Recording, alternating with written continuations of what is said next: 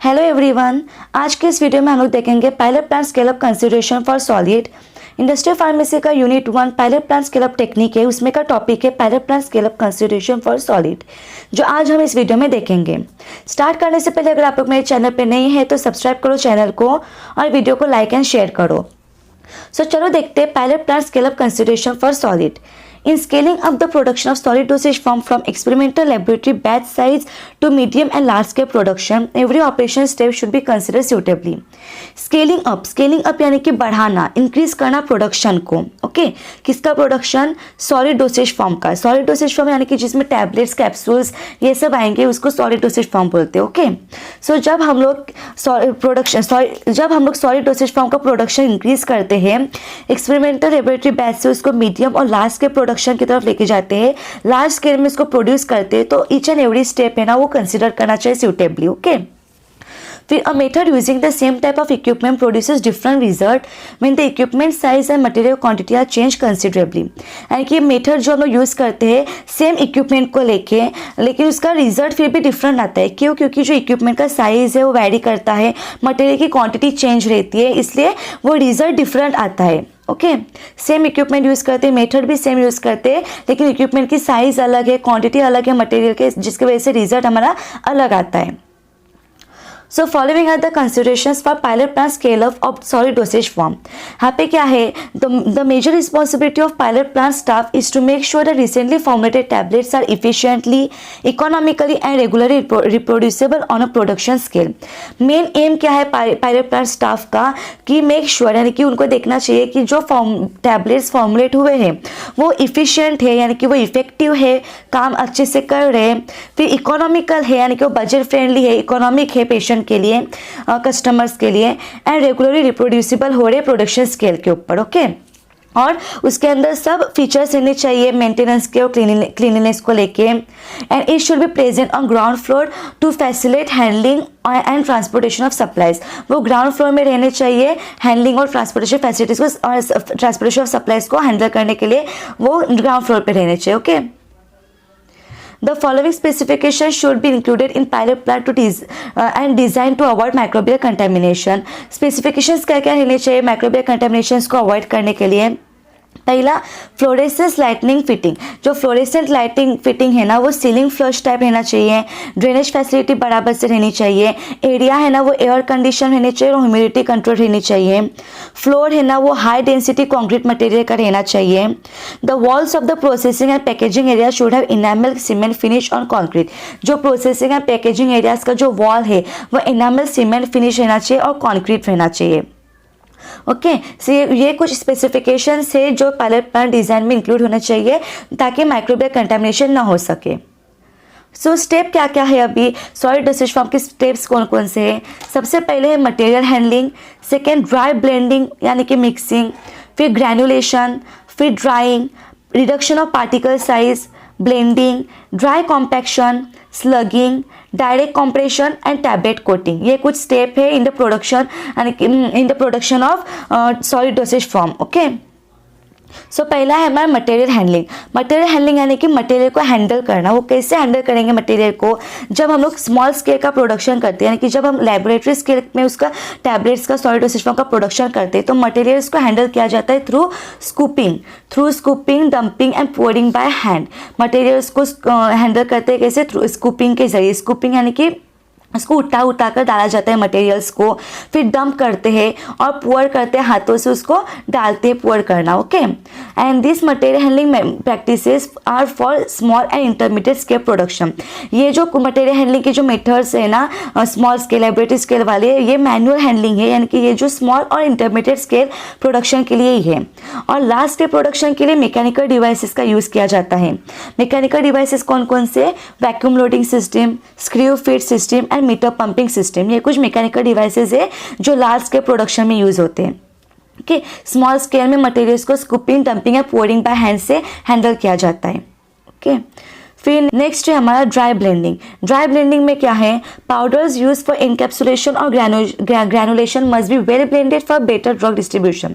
जो powder use होगा granulation के लिए, जो पार्टिकल के ग्रैनुलेशन के लिए, टैबलेट के ग्रैनुलेशन के लिए जो पाउडर यूज होगा वो अच्छे से ब्लेंडेड रहना चाहिए ताकि वो अच्छा सा ड्रग डिस्ट्रीब्यूट कर सके। Dry blending process utilises a binary cohesive powder mixture containing particles of 2 different sizes. ये जो ड्राई ब्लेंडिंग प्रोसेस है ना, ये यूटिलाइज करेगा बाइनरी कोहेसिव पाउडर मिक्सचर उसमें रहेगा, जिसमें 2 डिफरेंट साइज के पार्टिकल्स रहेंगे, और जो फाइनल जो पतला पार्टिकल रहेगा ना, वो surface of the coarse particle को स्टिक रहेगा। Okay, and this mixture is known as interactive mixture. इसी को इंटरेक्टिव मिक्सचर बोलेंगे। Problems associated with improper blending, अगर ब्लेंडिंग अच्छे से नहीं होगी, अगर मिक्सिंग अच्छे से नहीं रहेगी, तो कौन कौन से प्रॉब्लम अराइज होंगे? Flow problem throughout the equipment बराबर से फ्लो नहीं होगा, non reproducible compression and no content uniformity नहीं रहेगी उसमें। फिर इक्विपमेंट कौन से यूज़ होंगे ब्लेंडिंग में? फर्स्ट है V blender, double cone blender, ribbon blender, slant cone blender, bin blender and orbiting screw blender, vertical and horizontal high intensity mixture. ये कुछ इक्विपमेंट है जो यूज़ होंगे ब्लेंडिंग के लिए। Parameters to be consider for improving the blending process. Parameter कौन से हैं ब्लेंडिंग प्रोसेस को इम्प्रूव करने के लिए? कौन से पैरामीटर्स को कंसिडर करना चाहिए? फर्स्ट है ब्लेंडिंग टाइम, ब्लेंडिंग का टाइम, फिर blending loading and blender size. Okay, ये पैरामीटर्स है कंसिडर करने चाहिए for improving the blending process. ये था हमारा ब्लेंडिंग वाला। फिर नेक्स्ट है ग्रेनुलेशन यानी कि क्या? The process of granulation involves agglomeration of small particles into larger one. Agglomerate होंगे small particles into larger one. Okay, so यहाँ पे फंक्शंस क्या क्या है ग्रेनुलेशन के? It facilitate uniform drug distribution throughout the product, बराबर से drug distribute होगा प्रोडक्ट में। फिर इट इंक्रीजेज द मटेरियल की डेंसिटी बढ़ेगी। It improves the flow rate and rate uniformity, flow rate अच्छा रहेगा, रेट है नो यूनिफॉर्म रहेगा। It aids in metering and volumetric dispensing of drug. Okay, it reduces dust production, drugs का production reduce करेगा।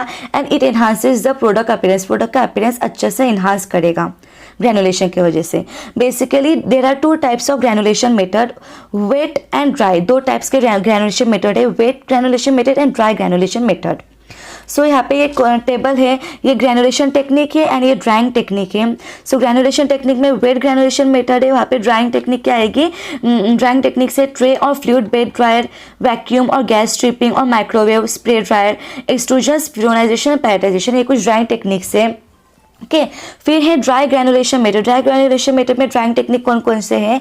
Direct compression, slugging mill and roller compactor. Okay, next है हमारा drawing यानी कि ड्राई करना। Dry करने के लिए 2 मेथड्स एम्प्लॉयड हुए हैं। फर्स्ट है hot air oven and second is fluidized bed dryer.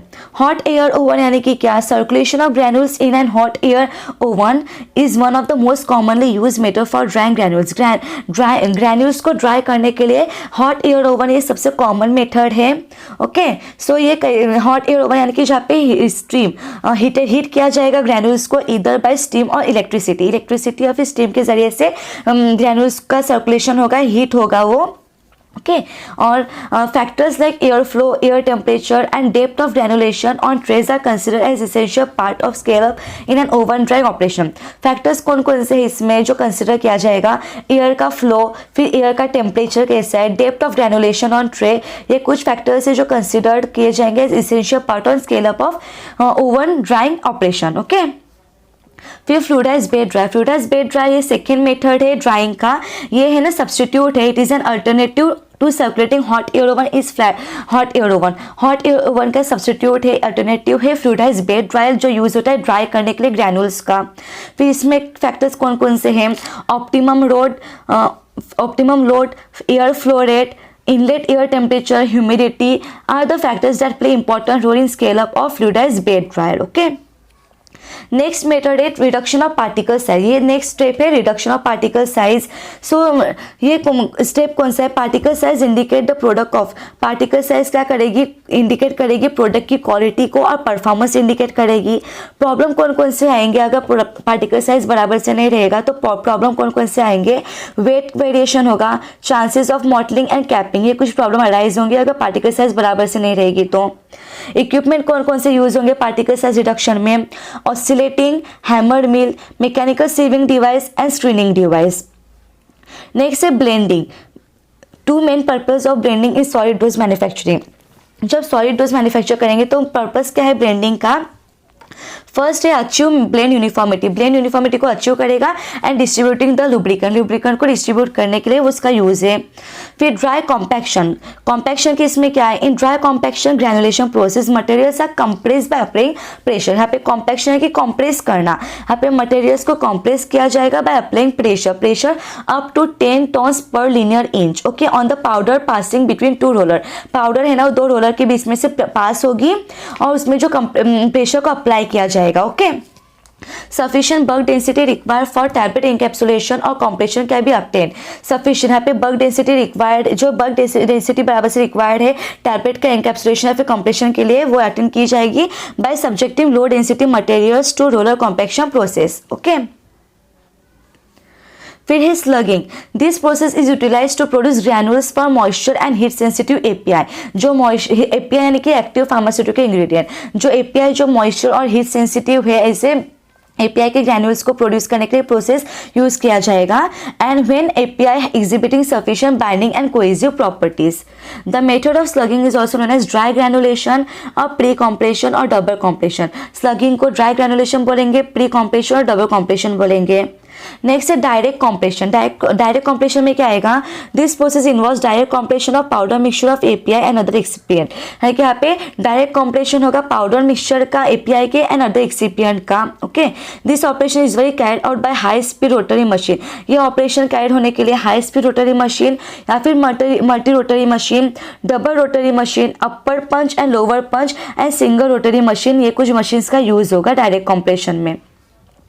Next last है टैबलेट कोटिंग, टैबलेट की कोटिंग, टैबलेट कोटिंग यानी कि क्या, it is the covering over the tablet, tablet coating यानी कोटिंग, कोटिंग यानी कि कवरिंग रहती है टैबलेट के ऊपर, उसको कोटिंग बोलते हैं and it is use to mask the taste, okay.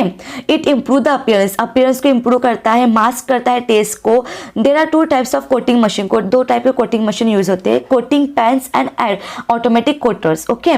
So coating pans एक यूज होते हैं for sugar coating, sugar coating के लिए कोटिंग पेन यूज होते हैं and automatic कोटर्स it is use for all kind of coating, सब coating के लिए ऑटोमेटिक कोटर यूज होते हैं, ओके। सो ये था हमारा स्टेप्स थे, ये हमारे कुछ स्टेप्स थे जो इन्वॉल्व थे सॉलिड डोसेज फॉर्म में। सो आज की इस वीडियो में इतना ही। अगर वीडियो अच्छी लगे तो लाइक एंड शेयर करो मेरी वीडियो को एंड सब्सक्राइब करो मेरे चैनल को। तब तक के लिए thank you, take care, bye bye.